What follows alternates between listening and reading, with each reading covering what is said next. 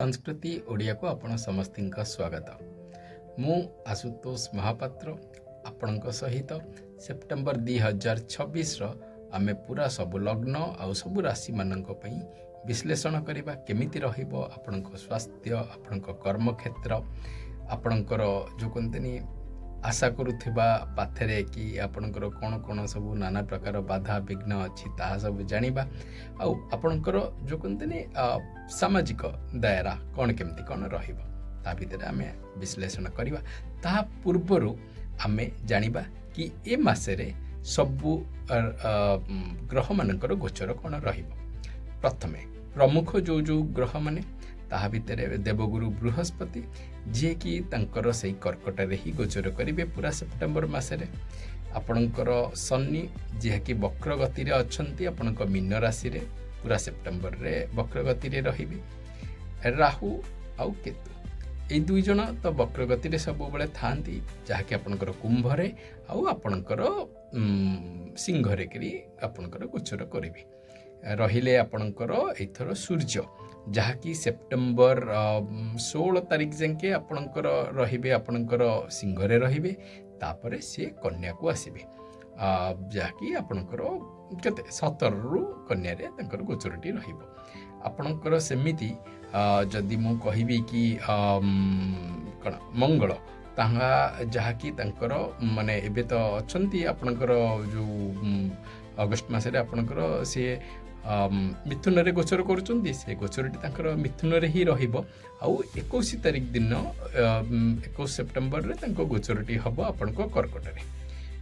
बाकी रहिले शुक्र जहाँकि तांको नीच राशि रे चली अछुचंती तो सीए आपणकर 1 तारिख दिन 3 तारिख आई बिलीव 3 तारिख दिन तांकर गोचरटी करिवे आपणकर तांकर उच्च राशि आउ मूल त्रिकोण राशि जहाँकि होचंती तांको तुला रे।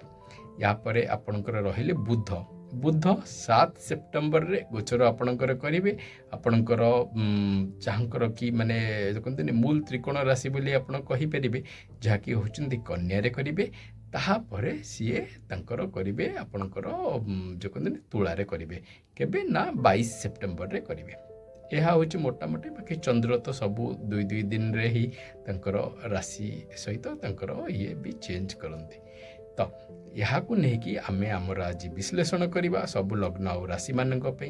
नुआ दर्शक बंधु मानक पाखरे मोर या विनती आपन को जदि चैनल रो कंटेंट पसंद आसुची लाइक शेयर और सब्सक्राइब करिवे। मेष लग्न मेष राशि मेष लग्न और मेष राशि मानक पई देखंतु आपनकर जो कर्म क्षेत्र अछि हैला आपनकर दशमपति जहाँकि शनि वर्तमान आउ एकादशपति होइकरी आपणकर द्वादश भाव सी बर्तमान वक्र गति रे अछंती। पूरा सेप्टेम्बर मासरे आमे वर्तमान तार आमे विश्लेषण करूछु।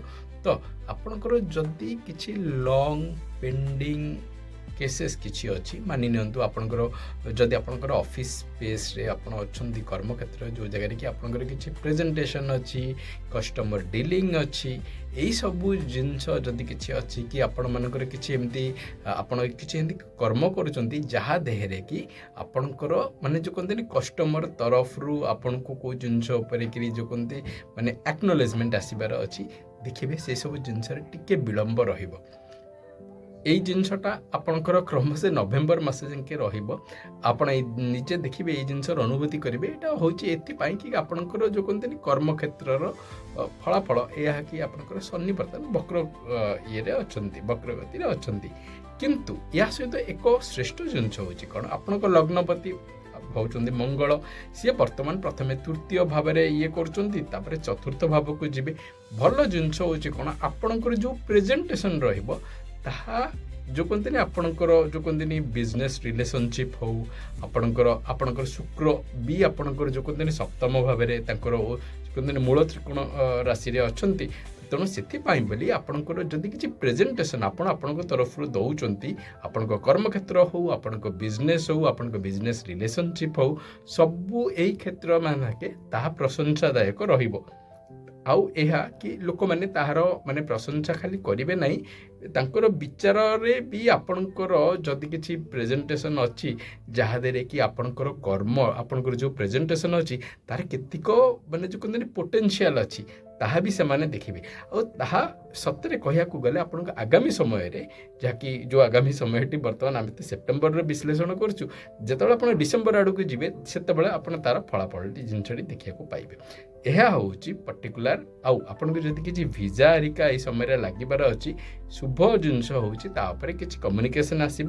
କିନ୍ତୁ ହଁ, ମୁଁ ମାନୁଛି କି ମାନେ ଯେଉଁ କହନ୍ତିନି ପୁରା ଭିଜାର ଯେଉଁ ପ୍ରୋସିଜିଅର ଆପଣଙ୍କର ଥାଏ ଯେଉଁ କଣ୍ଟ୍ରି ମାନଙ୍କର, ସେସବୁ ପ୍ରୋସିଜିଅର ଆପଣଙ୍କର ଡିଲେ ହେବାର ରହିବ।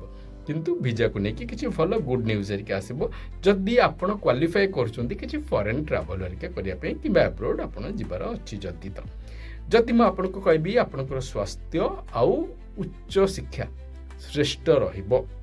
ଯେତେବେଳେ ଯାଇକି ମୁଁ କହିଲି କର୍କଟରେ ଆପଣଙ୍କର ଦେବଗୁରୁ ବୃହସ୍ପତି ଅଛନ୍ତି, ଆପଣଙ୍କ ପାଇଁ ବୋଲି ସ୍ୱାସ୍ଥ୍ୟ, ଆପଣଙ୍କର ଉଚ୍ଚ ଶିକ୍ଷା, ଆପଣଙ୍କ ଦାମ୍ପତ୍ୟ ଜୀବନଯାପନ ଏସବୁ କ୍ଷେତ୍ରରେ ଆପଣଙ୍କର ଶ୍ରେଷ୍ଠ ସମୟ ରହିବ।